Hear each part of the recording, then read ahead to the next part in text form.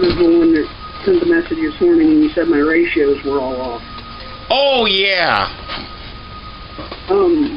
Yeah, I've been watching the videos and stuff on YouTube, and it's just something as a hobby that I kind of wanted to get into. And I made some product. The first time I made it, I think I put way too damn much yeast in it, because when I opened it up, it looked like it was 7-Up. I mean, it was ridiculously bad. And then I distilled it. It was too hot. Couldn't drink it. And then the second time around, I made some good distillate. It tasted okay, except it went down. It was rough, and it was hot in your mouth. I mean, just really, really hot in your mouth. And I seriously, up until I asked you, I didn't know what the hell I was doing wrong, because the recipe I got, that literally came with the still, I purchased. It's called Mr. Distiller. I'm unsure if you've ever heard of it. Yeah, I looked it up on the internet. Yeah, I've seen it before. It's supposed to be primarily for water, but yeah, I guess it works for alcohol. Well, yeah, it's what I bought was through a company called Mile High Distilling out of Colorado, and it works really well. It's just the recipe that they gave me is absolutely horrible. I tried your trick, and I used toasted apple chips instead of oak, and it mellowed it out some. Yeah, I've used apple chips too. The first time I tried it, I didn't have any oak chips. I didn't know oak chips were used for smoking or anything, so I tried apple, and it was pretty good. Yeah.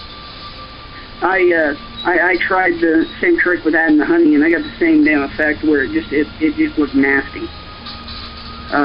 On the inside, it just looked all cloudy and stuff. And even then, you know, taking it down, my wife, who refused to drink any of my product, she said it smelled too much like paint thinner, and she didn't want to touch it. And hopefully, so it kind of tasted like paint thinner. Did you make any? Did you make any cuts? Yeah, I made cuts. I took out my first. They said in the instructions, as well as other sites that I looked at, for 1 gallon, they said I should take out my first 3/4 of a shot glass for 4 shots. But what I did was I went ahead and I stuck 1.5 ounce jigger underneath of it and threw out my first 2 full shot glasses to make sure that I got. Oh yeah. Make sure I got all that. Then I went down, started tasting it, and started getting into some what tasted real good. And then I got, out of the first run, I got a good pint jar and about 3/4 of another pint jar before it started to get really, really weak and started to back off. But even then, I mean, it doesn't taste bad, but what I'm running into now is just the smell is ungodly. Before I run my still, even before I used my still, I ran it through with vinegar, cleaned it. But I was wondering if, because as you've seen, literally the recipe they gave me was 5 pounds of sugar to 2 gallons of water, and they had me using straight turbo yeast. But the issue with the turbo yeast... Oh, that's half the problem right there. Well, one, I found that after I used the turbo yeast, I had so much sediment at the bottom of my thing, it was like 90% sediment. So I was like, well, that's a waste. And 2, I didn't like the flavors it would give me, so I went to straight baker's yeast. Yeah. So, I mean, anything you can actually, honest to God, impart on me knowledge-wise, I went and bought a brand new bucket, 5-gallon bucket, because realistically, and I've noticed with me, and I'm sorry I'm rambling, I'm no, you're fine.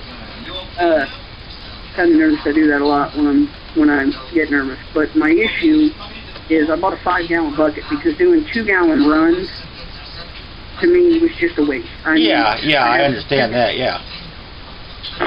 And I joined the forum to help with the whole thing, but everybody on the forum was so damn smug. And I'm not. I was born in Indiana. I was raised in Indiana. I moved to California, which is where I live now. And I grew up around very nice, very simple people. And everybody on this thing, I mean, I had people, as soon as I got in there, they're like, what kind of still you're on? I was like, 1-gallon tabletop. They're like, get out of here. You shouldn't screw with anything under 10 gallons. And it was like, you know what? I don't got room for a 10-gallon still. And if I sure as hell had the money, one, for a 10-gallon still in the space, why would I be talking about it? Because chances are I already know what the hell I'm doing. Hey, let me tell you, 20 years ago, before there was an internet, and you know, the only computer I had was a Commodore 64, and there was literally no information on moonshining. I talked with a friend of mine who, I mean, we just bounced ideas off each other's head. He knew a little something about it, and I just used my head, and I put together a pot, and I probably shouldn't have done it the way I did it, but it worked. It was just a pot. I drilled a couple holes in it. The bottom had a valve on it. The top had a spot where I could screw a coil in, and I distilled. All I did was distill the high potent wine, the Thunderbird and the Wild Irish Rose, and it had a little bit of a nasty taste to it. We just, and you know, being unfamiliar with it, we just thought it was like tequila, so we treated it like tequila, and you know, nobody died. And it was only 1 gallon. I don't even think it held a whole gallon. And then later I just started fermenting gallon jugs of apple cider, and I would throw in some extra sugar. Yeah, you don't have to go large. You start small, you understand what you're doing, and then you go larger. Well, see,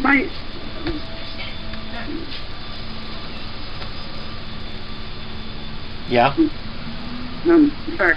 My big thing is, you know, exactly like you said, I didn't want to go, like, I mean, I don't know anybody in this economy that can safely say that, oh, I'm going to drop $600 on a still. I mean, I don't know that kind of person that says, I'm going to drop $600 on this like it's nothing. And, you know, realistically, my theory is, I don't know what the hell I'm doing all that well. I mean, I have a base enough to keep myself safe, not blow myself up. But ultimately, I don't want to drop a whole ton of money on something that I don't know about and spend, you know, most of my time wasting it, because I'd feel really bad if, you know, I had a 5-gallon still and I'm not living up to the potential. I'm just wasting that nice piece of hardware that somebody else could use and enjoy. So, you know, just trying to get my thing. Now, I've noticed when you did one of my favorite videos that you've done is the mango, the honey mango. Oh, yeah. I saw that, and I thought about trying that, but I wanted to get a little bit more of, you know, a little bit more knowledge before I went ahead and gone and tried it.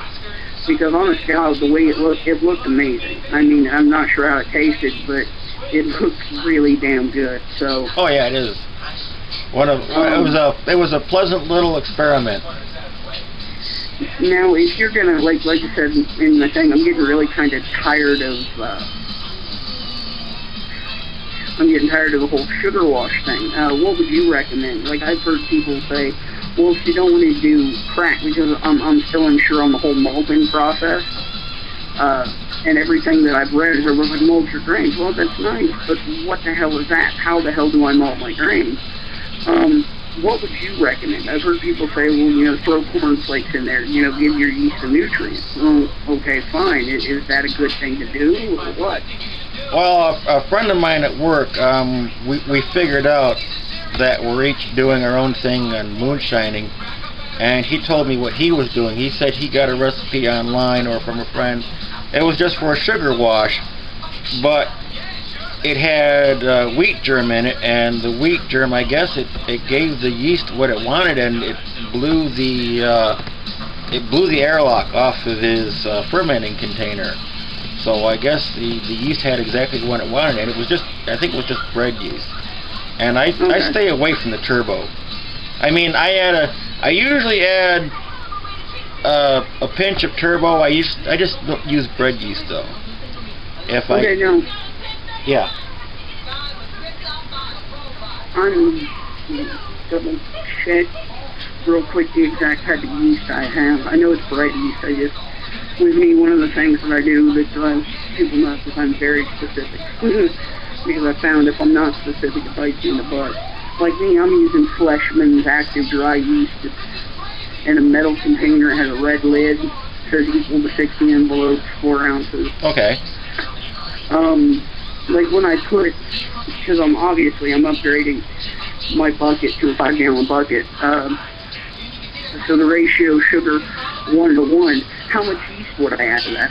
Is the 3 tablespoons good enough, or do I want to drop down? You can. I never work with exact measurements. Never. I just work with approximates. I'm always analyzing what I'm doing, and if I try something and if I see I have an improvement, I take a mental note, and if it's worse, then I make adjustments accordingly. But yeast, it doesn't really matter how much yeast you add, as long as you got it in there. If you just add 1 teaspoon to a whole 5-gallon, even to a 10-gallon bucket, it'll take longer to ferment, but you're not going to have a lot of extra yeast ruining the flavor for you. So my usual ratio for a 5-gallon bucket is about 3 tablespoons. I have 2 tablespoons of normal everyday bread yeast like you got, and I throw in a shot of turbo yeast just to try to make sure I get all the sugars converted. But I've also heard that turbo yeast leaves a bad chemical taste to everything. Those people, they want to sell you everything. Yeah. They want you to buy this big ass packet of turbo yeast, and it's like 2 cups of yeast. You don't need that. And then you got all this yeast floating in there. Now it's going to affect the flavor. So then they want you to buy this carbon to put in there to have everything settle. And I just throw in a couple spoons of bread yeast and I'm good to go, and I don't worry about it being in there because there's so little of it. I let time be the main ingredient. Okay, now, how long, if, for example, if you're doing, let's say, sugar wash with, I think, if I wanted to change up the taste a little bit, a couple of, 5 cans fruit juice. If you're doing that, how long would you, let's say, I started it tonight, how long would you let that ferment? Because I know everywhere I've seen, do it till it stops bubbling. Do it till it stops bubbling. Well, my airlock right now, I started one Wednesday, sugar wash, and I'm getting 1 bubble maybe every minute and a half, if I'm lucky. That's not very good. And see, the first time, when I first did my first wash ever, I used the turbo yeast like they told me to. And they told me not to proof it. They told me just to stir everything in, which sounded really strange, because I've always heard, you put yeast in warm water with sugar, you let it activate, then you dump it in. Yeah. Whatever you're using it in. You never just throw it in there. Well, all the yeast settled and didn't do anything. So I had 3 packs of bread yeast that I proofed up like I was always taught to, because my mom worked at a pizza place. So that's how I got my first introduction to yeast. And so I did that, and everything took off like a shot. But subsequent after that, I just had this slow, monotonous bubble. And today, when I saw it doing what it did, half of me, I don't even think I should distill it. I just think I should wash out my bucket and quit wasting my time. Yeah, maybe. Until I start my new one. Maybe you should start fresh, yeah. Now, as far as airlocks go, this is something I wanted to know.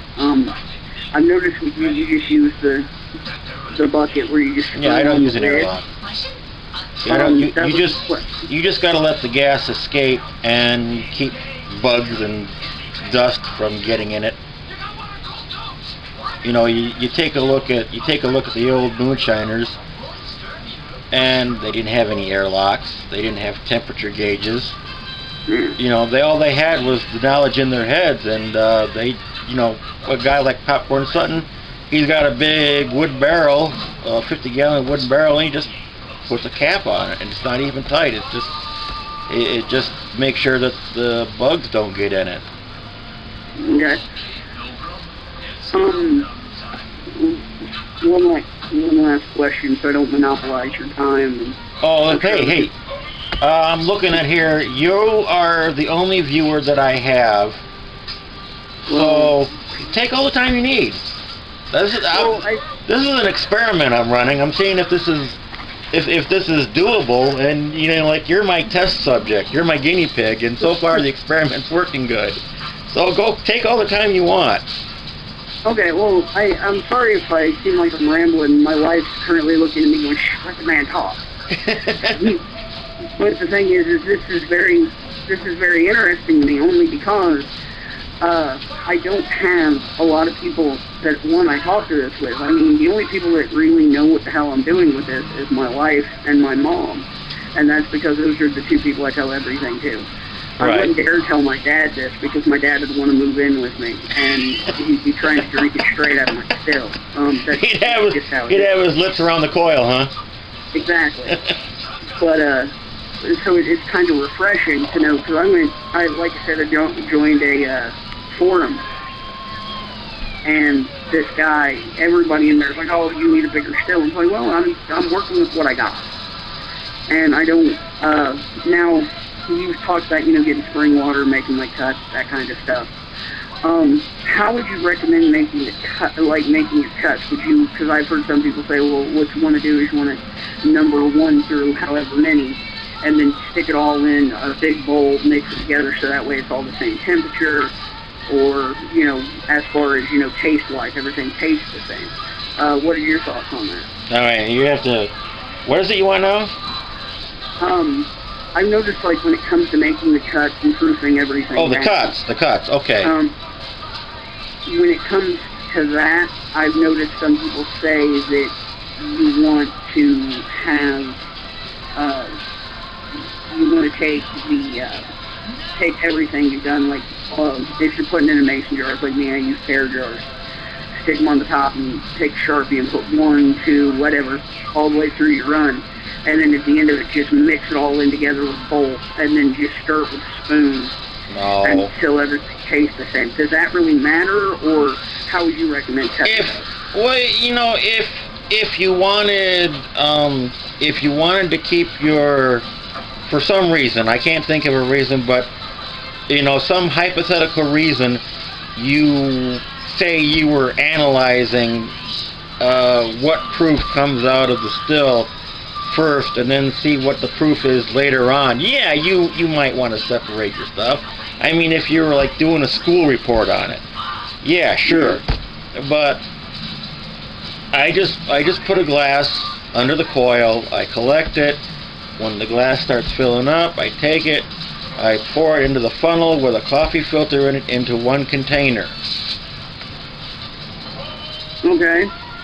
It just, I just get an old gallon fruit juice container or Gatorade container, and my funnel is just the top of a pop bottle. You stick a coffee filter in it, and the coffee filter is a better filter than what the Moonshiners use. They just use an old rag, or they use a bunch of cotton, and the coffee filter will. Sometimes those little flakes break off inside the coil from the heat and the cold. The expansion and the shrinking, and little bits flake off from time to time. So just put everything in the 1 container, and the only reason I don't have it, the only thing you don't want to do is have it drip into your main container. Yeah. Just have a separate catch cup, and if something goes wrong, it's separated from your main container.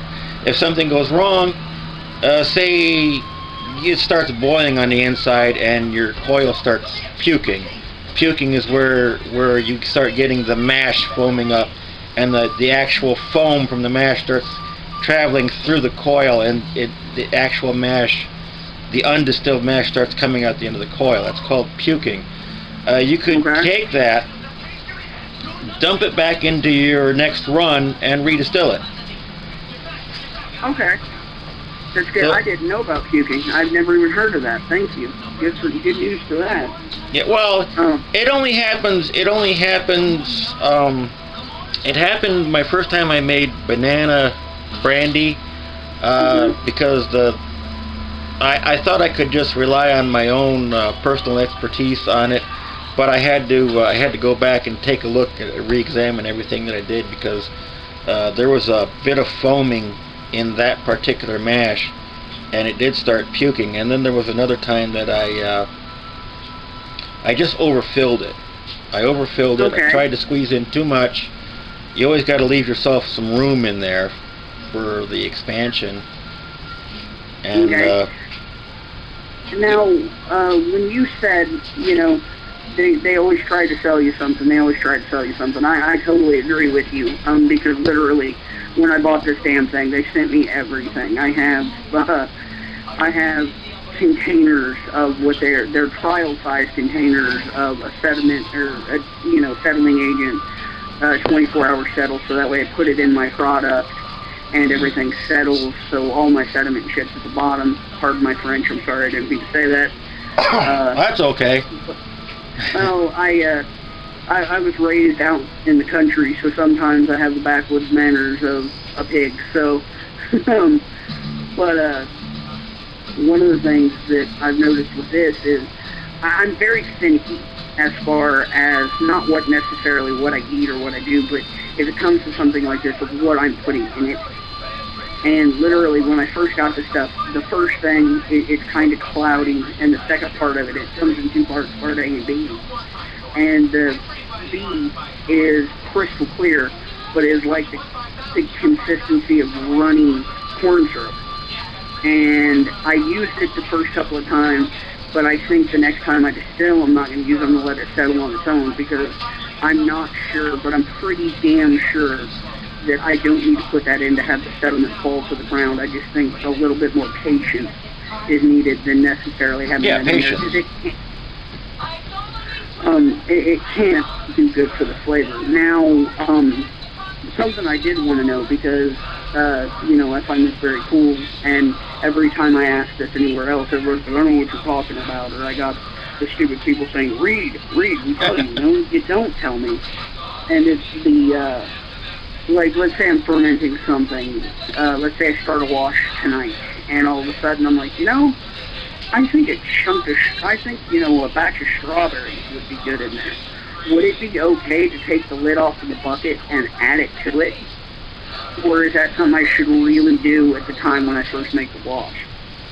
Well, see, the only thing that you have to worry about, you can add anything you want at any point in time. The only thing that you have to worry about, as soon as you drop something in there, it's going to foam like crazy. It's going to foam like a 2-liter of pop, that a warm 2-liter that you open and it just starts shooting up all over the place, you know what I mean? Okay.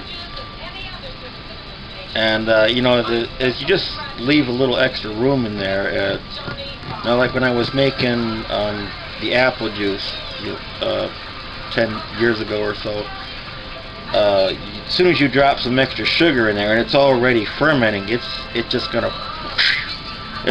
foam right up. And okay, so it's basically just a good idea if I want to add it in the beginning and save myself.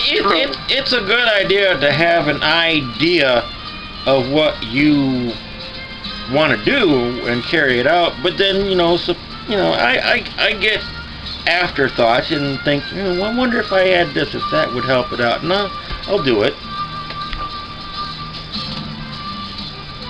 Okay, so, a question for you. When you do a distillate, okay, and you run it through, clearly it comes out clear, because it's a distilled spirit. Now, when you smell it, you just, like, when it comes out of your still, does it smell like just straight alcohol? Does it have any off smells when you do it? Because mine smells like alcohol, but it has a funky smell to it. Not necessarily, it's not an off-putting smell, but it doesn't smell like traditional alcohol. Like, you know, it's not like I open a bottle of vodka and, you know, that's what I smell. It kind of smells like alcohol, but it's almost like a poor quality, or not a poor quality, but kind of like almost rot gut in a way.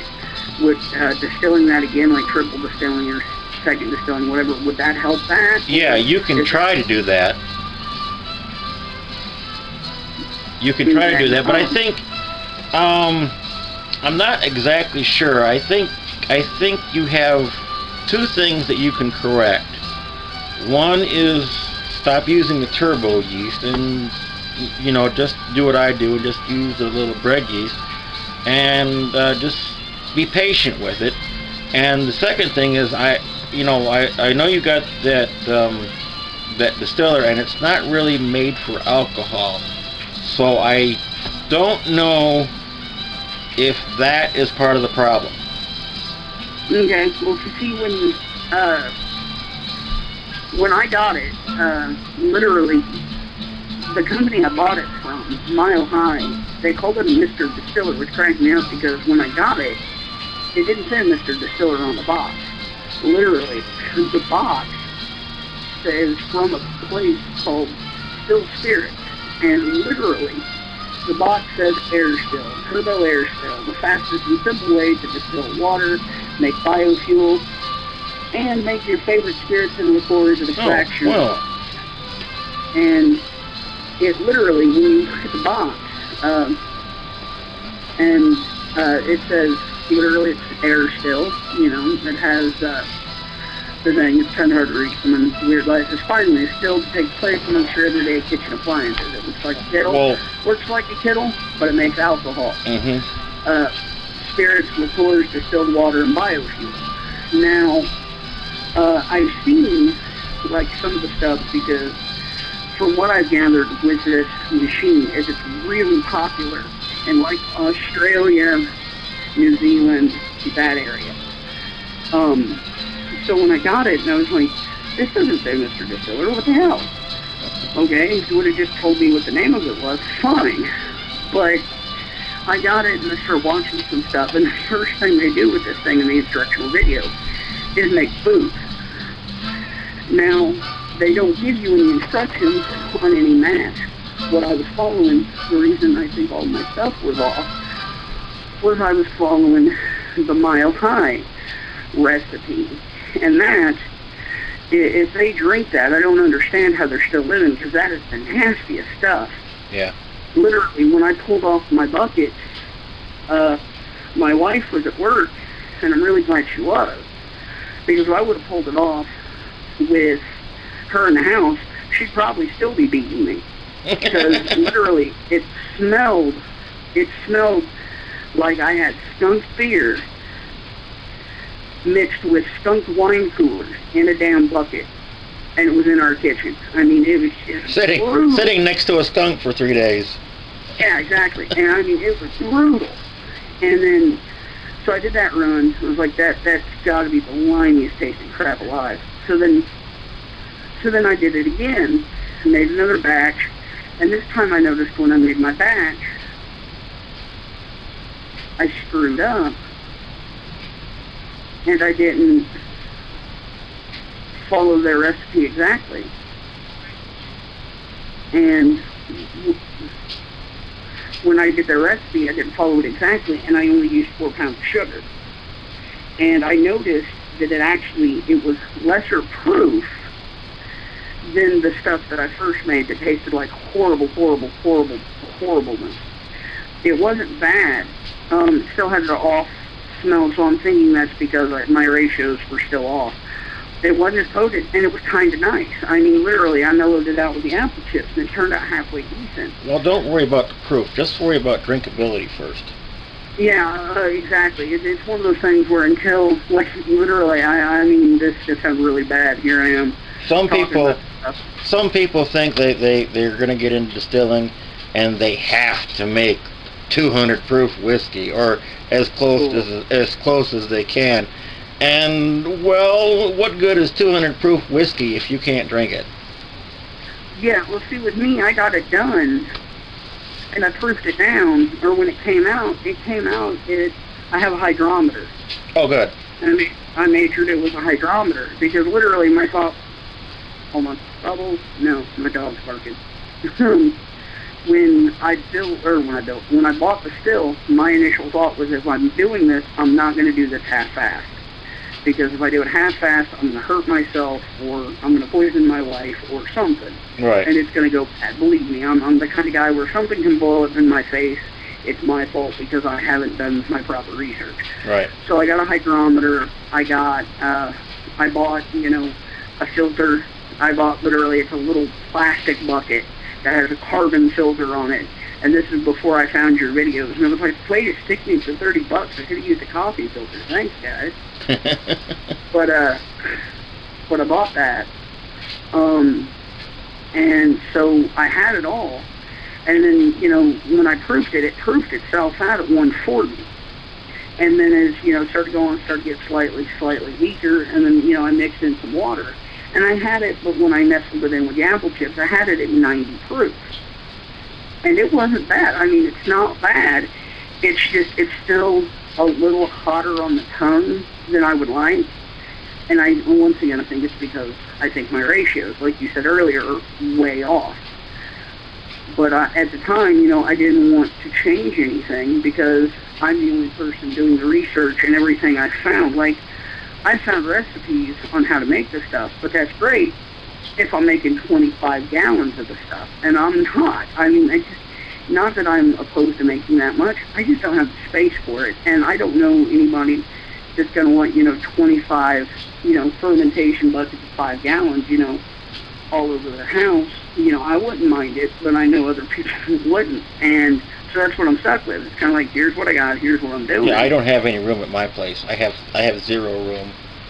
So yeah, if I tried to go any bigger, it would be, I don't know what I would do with the equipment. Yeah, and see, that's what I run into now.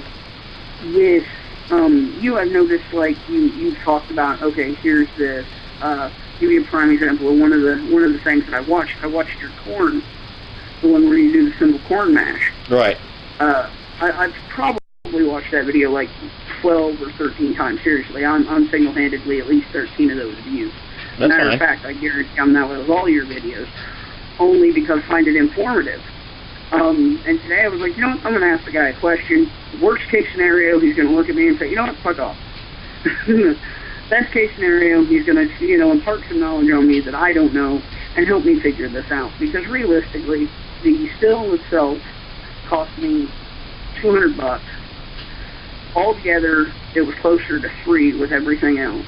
Well, now see, you could have bought a nice quality handmade still on eBay that you know, that's made out of a soup pot, and it would have been, you would have more control over it.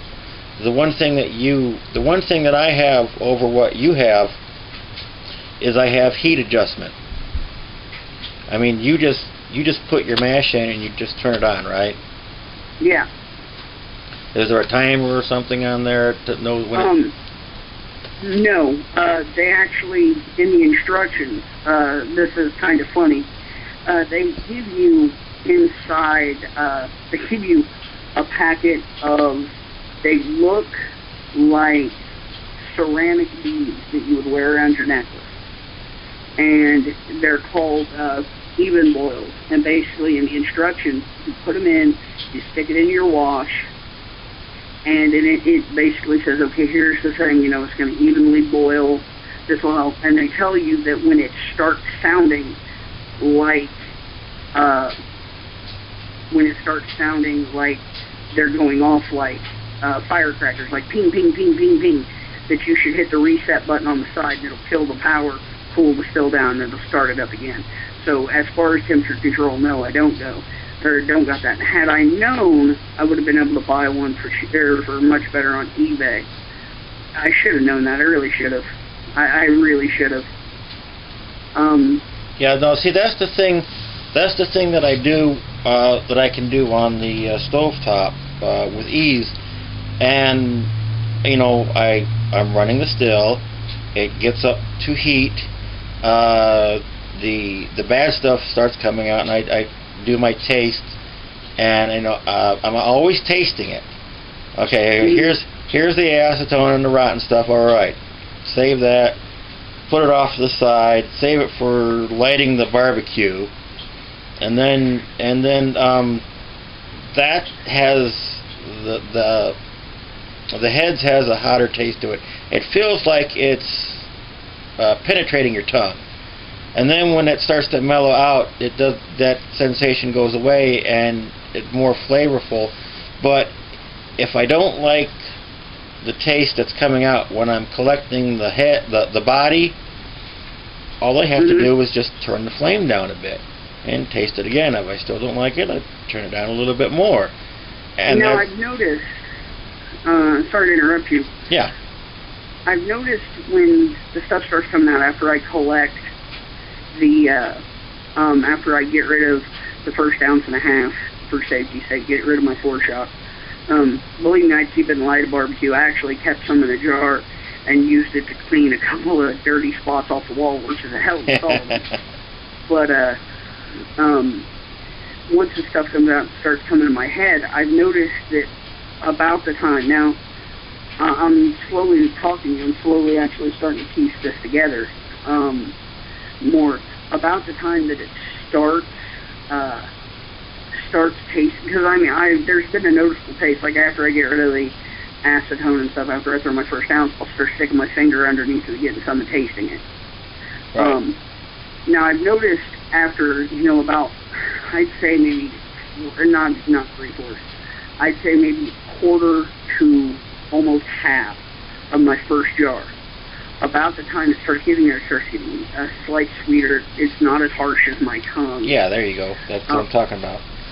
Keep going. And that's about the time where, according to the recipe that I'm beginning to think they're just idiots over at Mile High gave me, that's about the time they said that you need to start watching it, because that's the sign of your back. Now, I have a jar, and this is just one of those odd things. The other day I had a jar of what I labeled back, because at the time that's what I thought it was. And you mean tails? Yeah, or my tails. I don't know why. Yeah, okay. Back. But anyways, I had it going on, and I was like, I'm wondering if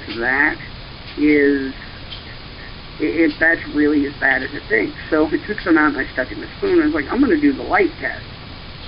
And I hit it with a long stick candle lighter, and it lit up bright, beautiful blue. So I put it in my tube and tested it with my hydrometer. Hell, it's 120 proof. And I thought, because apparently I didn't taste it, but I thought, here's the point that's coming out of my still. This is clearly a drop. I'm not sure what my brain was thinking.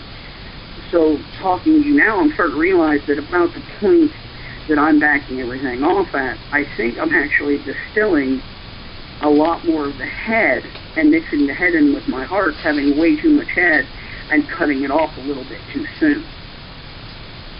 Because literally the first couple of runs that I did, I'd have a pint jar full, or not full, like it'd be slightly down from the screw, and then I'd have another jar halfway full, and then I'd cut it off at that, and be like, well, that's kind of pointless. And now I just realized all of a sudden that no, I'm apparently I'm getting way too much head in, and mixing in too much head with my heart, and not getting enough of my heart to get to my tails. Yeah, that makes a hell of a lot more sense now. Well, okay. Do you know what tails are? Mm-hmm. Tails is the in run, and it's according to what I have, and my understanding is tails are at the end where the alcohol starts to drop considerably. Right. And it starts to off taste, where you're starting to not taste anything. Right. Okay. You got the basic idea. Yeah. The whatever proof comes out of your coil depends greatly on whatever proof goes into the pot. So, say if you have a mash that's 10% alcohol, you're probably only going to get maybe 100 proof. If you have a mash that's 20% alcohol, you're obviously going to get a higher proof coming out of there, right? You following me? Yeah, I'm following you. Okay, so because you're going slow at a low heat, the alcohol is evaporating quicker than the water, and sooner or later, the amount of alcohol that you have in there is going to run out. So as the percentage of alcohol in the pot keeps going down, so does the proof coming out of the coil. Now all tails is just alcohol that is just so watered down that it just doesn't taste good. It doesn't mean it's not drinkable. I mean, it tastes, if you go down to your liquor store and you find some sake, it tastes just like sake. At least the stuff I got, because the sake was only 30 proof, I think. Mm-hmm. And it's just it just tastes like watered down whiskey. But you can take that, you can distill it again, or you can add it to your next batch, or you make a jar of Kool-Aid with it. I don't care. It's perfectly drinkable. It's just not desirable. I'm telling you what, sir. I'm so glad I called. I'm suffering with two emotions. One, I'm suffering with great joy to finally have somebody who can give me some definite, clear-cut answers and is not being a jackass. And number two, well, I'm only a jackass to people who treat me like a jackass. So. Yeah. And what was number two? Number two is I am so mad at the company that I bought this thing from right now. Oh, yeah. Because literally they have given me the absolute worst info ever. Because here I am, I'm collecting a pint jar and a half, thinking, it's going to take forever for me to get a gallon of this stuff. I got to wait, another week before I run this. And here I am cutting it off when I still have a whole probably another hour left of distilling, because literally they told me, watching their videos and listen to them, seriously, you should check out, if you go and YouTube the Mr. Distiller video. I'll check it out. It's from Mile High Distilling. The guy's wearing an ugly-ass Hawaiian shirt. And he's like, okay, here it is, throw out your first shot glass or so. And then, he's like, well, here's what you want to cut off, da-da-da-da-da. And it's very uninformative. And then to read what they put up, here's where you want to cut it off at. They don't tell you how long to cut it off. They just say when the flavor changes, your tails cut it off. And now I'm keeping back the last two runs, realizing, holy crap, I've just poured probably a good half a pint jar down the drain each time I ran it, because I thought I was into my tails and I wasn't. Funny how that works. Because see, I was noticing as it was starting to go, like the last time I did it, everything was proofing out at 140. Everything was coming out at 140. And it started going good, and then it dropped to I believe it was 135 in that area, 138, 135 in that area. And I shut it down, because the way they explained it was, once it starts to drop, just go ahead and shut it down, because now you're getting into the nasty stuff and it's not going to go. I didn't realize now if I kept running it, that it was going to that it steadily drop. I didn't realize it was going to cut off and drop. I just thought once it dropped, that's it. It was just going to just basically plummet like the damn stock market. No, it slowly drops. It slowly drops. Like I said, I cut my heads and I save it, and then I start collecting the heart, and then I'm always tasting it and making little minute adjustments where I think I need to make them.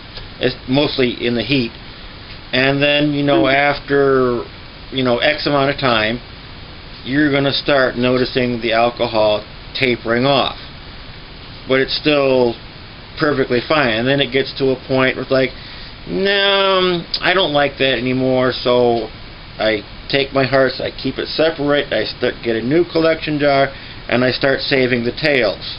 And then I keep saving it until all I taste is water, and I don't shut it down until all I taste is water. Okay, now,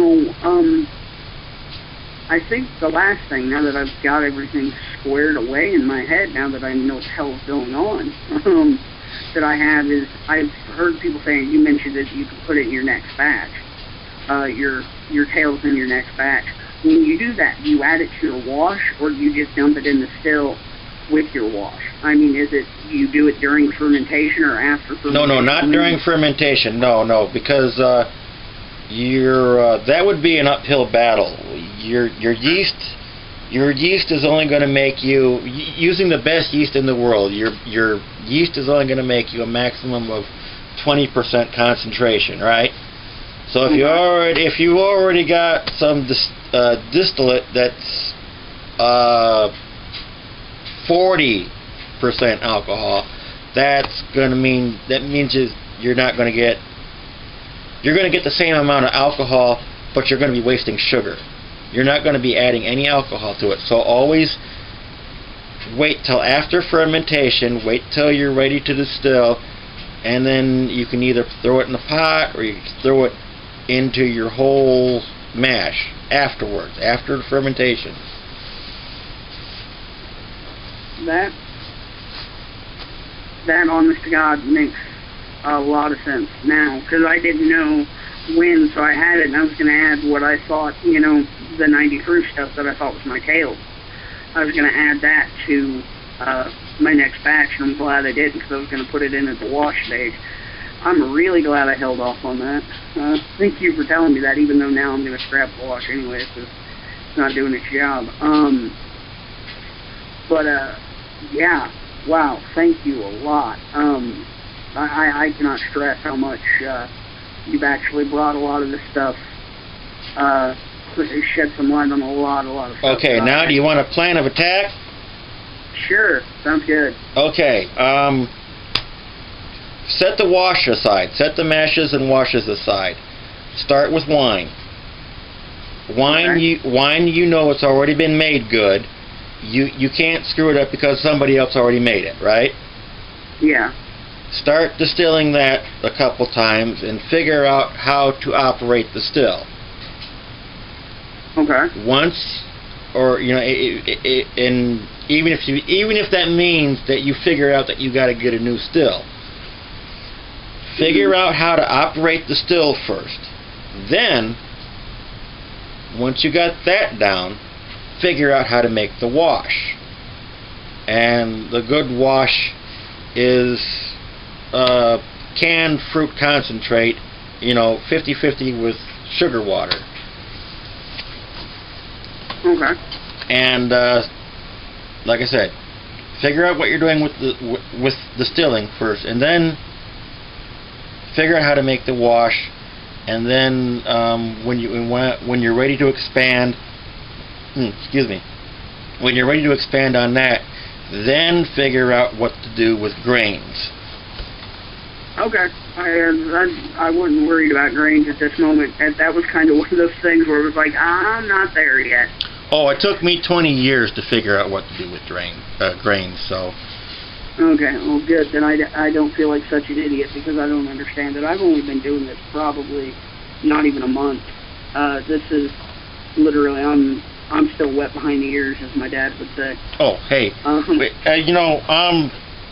There are things that I'm learning too. I've got a good deal of it down, but there's still a lot to learn. Lots of different things to pick up on. But one step at a time. As long as I can help the guys, as long as I can pass on the information that I already got, I feel like I'm doing a service here. Oh, trust me, you are. It's no feeling to it, man. You're doing a good service. Well, thank you very much. When you distill wine, you go through. Now, is that going to taste anything like the previous? I mean, is it going to have a hint to it, or is it just going to be neutral? Okay. Now, the thing, if you distill it multiple times, you're going to lose flavor, and it's just going to be pure alcohol. Have you tried the Midnight Moon? Yeah, I actually bought some of that several months ago. Okay. Have you tried Georgia Moon? Yeah, I've tried Georgia Moon. Now you notice that Georgia Moon has a really strong, almost overpowering corn taste, and Midnight Moon is about as pure as you can get. It tastes even purer than vodka to me. Yeah, I noticed that. That's because of the amount of distillation that they use. They triple distill it, and every time they do it, they lose some flavor. And the flavor, the only thing that you're really getting flavor from is from the aroma. There's no actual flavor from the liquid that you're distilling, but there's the bouquet. The bouquet of the wash is traveling up, and it's traveling into the coil, and it's getting, and those particles are being condensed along with your whiskey. So there's always a whisper, I like saying, there's always a whisper of taste of what you made your mash out of, and that's one of the reasons why I don't use a lot of yeast. That makes sense. That makes a lot of sense, because I know as you mentioned when you were talking about the Georgia Moon, how it had a corny taste to it, and I always felt when I tried it, it was like I was drinking a liquid corn tortilla. Yeah, to me it tastes like opening up a can of corn and dumping a shot of alcohol in it. Okay, good. I wasn't the only one. But someone told me that the 100 proof Georgia Moon tastes a lot better. I'll have to try that. I know with me, I took the, because I was so desperate for flavor out of the Midnight Moon, I literally followed, there's a company that does Moonshine still kits that I actually thought about actually getting one before I got the Mr. Distiller. It's a place called Henry Supply, and they put out a apple pie moonshine recipe, and I ended up making the apple pie moonshine out of the Midnight Moon because I was so desperate for some kind of flavor out of it. Right. That I ended up doing that, and that was nice. It was okay. It was a bit. I'm not a big sweet alcohol fan. I like alcohol. I don't want, Right. My wife's along the lines of she wants something sweet. So it was kind of a nice intermediate there. But yeah.